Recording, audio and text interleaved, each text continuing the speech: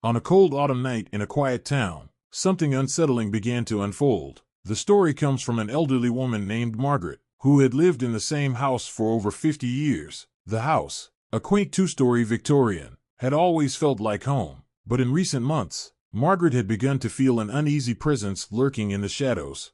It started with small things. Keys would go missing, only to reappear in the exact spot she'd searched moments before. Lights would flicker despite there being no electrical issues. At first, she chalked it up to her age, dismissing these events as forgetfulness or faulty wiring.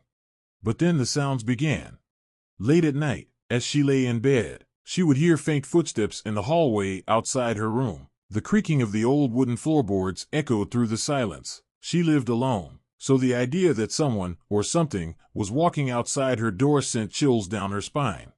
One evening, Margaret's niece, Emily, came to stay with her for the weekend. Emily was a skeptic, always rational and level-headed. When Margaret mentioned the strange occurrences, Emily smiled and assured her that it was all just her imagination.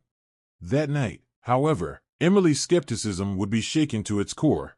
They had gone to bed around 11 p.m. Margaret, exhausted from her sleepless nights, fell into a light slumber, but it didn't last long. In the early hours of the morning, she was awoken by the sound of Emily calling her name from the guest room across the hall. "Margaret!" Emily's voice was filled with panic. "Someone's in the house!" Heart pounding, Margaret rushed out of bed, only to be met with the sight of her niece standing frozen in the hallway, staring at something just beyond her aunt's bedroom door. Margaret's eyes followed her gaze, and there, at the end of the hall, stood a dark figure, barely visible in the dim light. It was tall and shadowy, with no discernible features, but its presence was unmistakable. The figure didn't move, it simply stood there, as if watching them. Fear seized them both. Margaret grabbed Emily's arm, and they bolted down the stairs. Fumbling for the front door, they ran outside and didn't stop until they were halfway down the street, gasping for breath in the cold night air. After calming down, they called the police. When officers arrived and searched the house, they found no signs of forced entry, no intruders, and no explanation for what the two women had seen. Margaret moved out of the house shortly after that night. Emily, once a staunch skeptic, couldn't explain what she had witnessed, but the memory haunted her. The house was sold, but to this day, neighbors report hearing strange noises and seeing shadowy figures in the windows. Some believe it's just the creaks and groans of an old house. Others say there's something far darker hidden within those walls, something that only reveals itself when the night is at its stillest. Margaret never returned to the house, but the chilling memory of that figure at the end of the hall would stay with her forever, a shadow that refused to be forgotten. In a small, remote village nestled deep within the Appalachian Mountains, there is a story that has been passed down for generations. The locals call it the Midnight Knock, and anyone who has heard it knows that it's not just a tale to scare children, but a warning to those who dare to stay out too late in these parts. It began decades ago with a young couple, Henry and Lily, who had just moved into an old cabin on the outskirts of the village. The cabin, though quaint, had been abandoned for years before they arrived. The locals, wary of outsiders, didn't warn them about the history of the place, perhaps thinking they would discover it on their own. Henry and Lily loved their new home. The peace and isolation were just what they wanted to escape the bustle of city life, but it wasn't long before strange things began to happen. It started with noises outside. Each night, just as they were drifting off to sleep, they would hear faint rustling sounds coming from the forest surrounding their cabin. Henry, assuming it was just wildlife, would grab a flashlight and shine it out into the trees, but he never saw anything. Still, the sounds persisted. Then, one night, the knocking began. At precisely midnight, a series of slow, deliberate knocks echoed from the front door. Henry bolted upright in bed, startled, while Lily clung to him in fear. It was the middle of the night, and they were miles away from anyone. Who could possibly be at their door? Henry cautiously approached the door and, after a brief hesitation, opened it. No one was there. The air outside was deathly still, not even a breeze to stir the leaves. The next night, it happened again. Midnight came, and with it, the same deliberate knocking. Henry, growing frustrated and unnerved, flung the door open, but once again, the porch was empty. By the third night, Lily refused to let Henry open the door. She had heard the old legends of the midnight knock and feared what might happen if they let whatever was knocking come inside. They stayed awake, listening to the eerie, rhythmic sound until it finally stopped just as the clock struck 12:30. But the knocks continued night after night, and the atmosphere in the cabin grew heavier with each passing day. The couple began to notice other strange occurrences. Objects would move on their own. Cold spots appeared in the house, and they often felt like they were being watched, especially near midnight.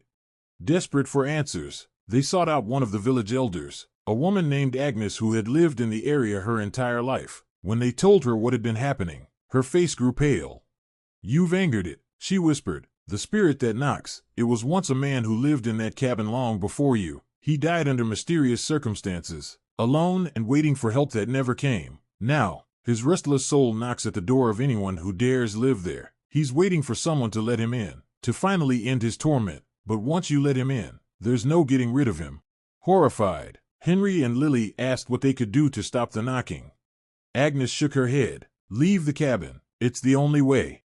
That very night, Henry and Lily packed their things, determined to leave the next morning. But as the clock struck midnight, the knocking came again, louder, more insistent than before. This time, it wasn't just at the door. The knocks echoed through the walls, the windows, even the floors.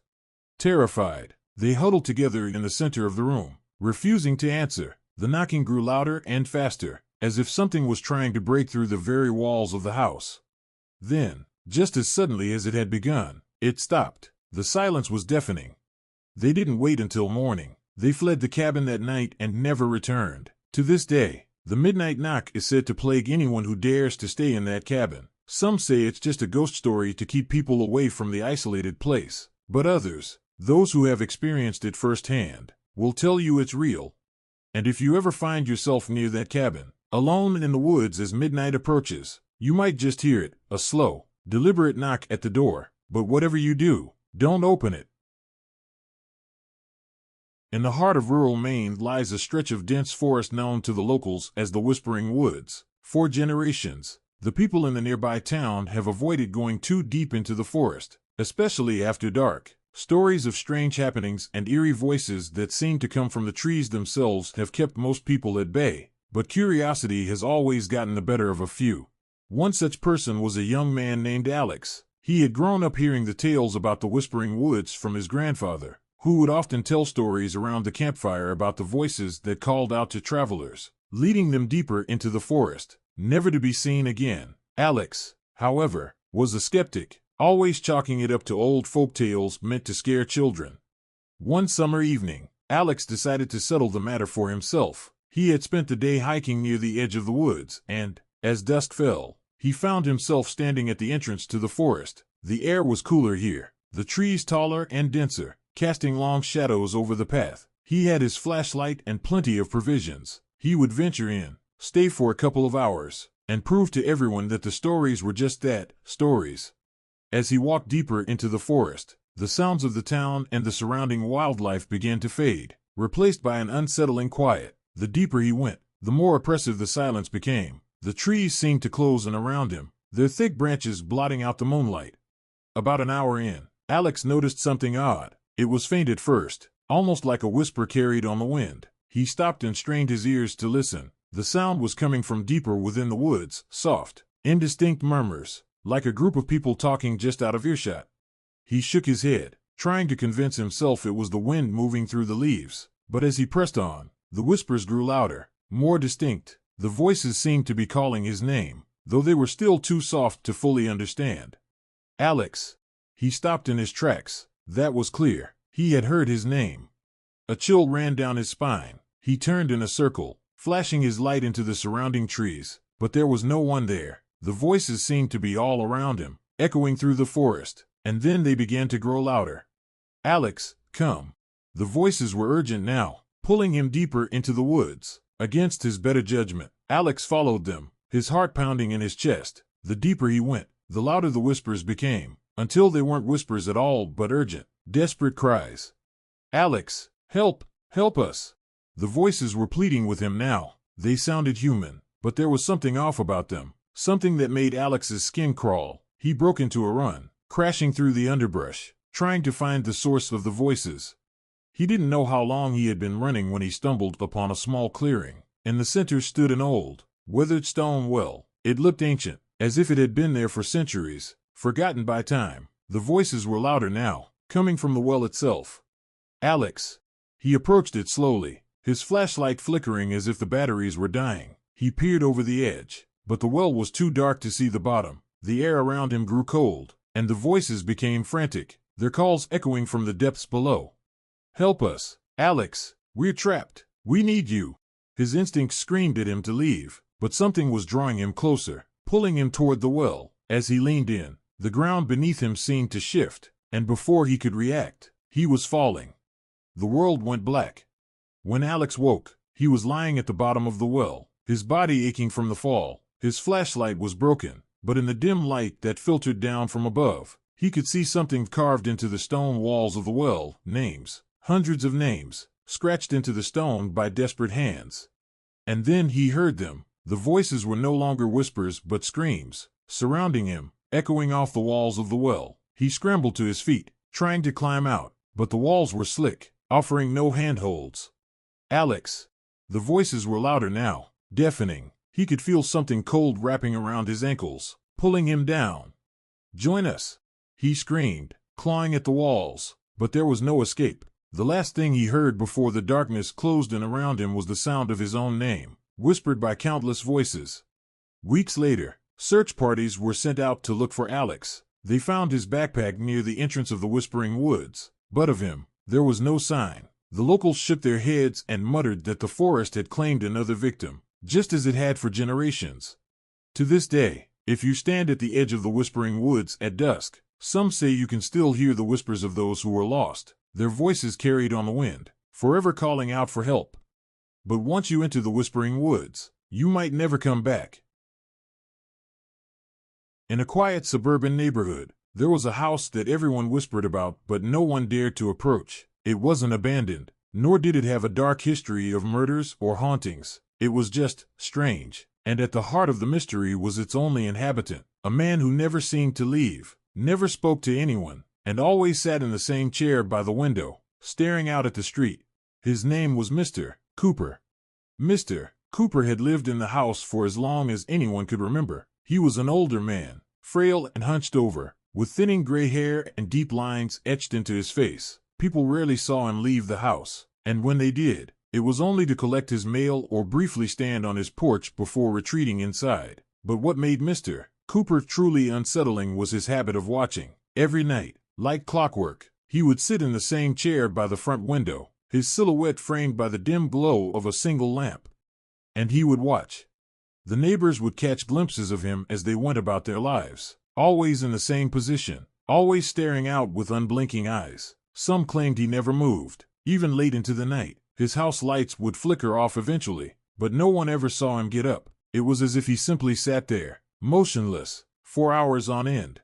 The children in the neighborhood made up stories about him. They dared each other to run up to his house and knock on the door, or peek into the window to see if he was real, but no one ever stayed long enough to find out. There was something about Mr. Cooper that kept people at a distance, something they couldn't quite put their finger on. One evening, a new family moved in across the street from Mr. Cooper's house. The young couple, Sarah and Ben, with their 10-year-old son, Danny, had heard some of the rumors about the old man, but they brushed them off as neighborhood gossip. They didn't believe in superstitions or ghost stories, and besides, Mr. Cooper seemed harmless enough. The first night in their new home, as they unpacked boxes, Danny wandered to the front window and looked across the street. The light in Mr. Cooper's house was on, and sure enough, there he was, sitting in the chair by the window, watching. His figure was still, his eyes fixated on something far beyond the street. Danny called out to his parents, but they were too busy unpacking to pay attention. Shrugging it off, he went back to his room, though the image of the old man's face lingered in his mind. A few nights later, Sarah noticed Mr. Cooper for the first time. It was nearly midnight, and as she closed the curtains in her living room, she saw him, sitting in his usual spot, staring out the window. His face was partially obscured by shadow, but she could just make out the glint of his eyes reflecting the streetlights.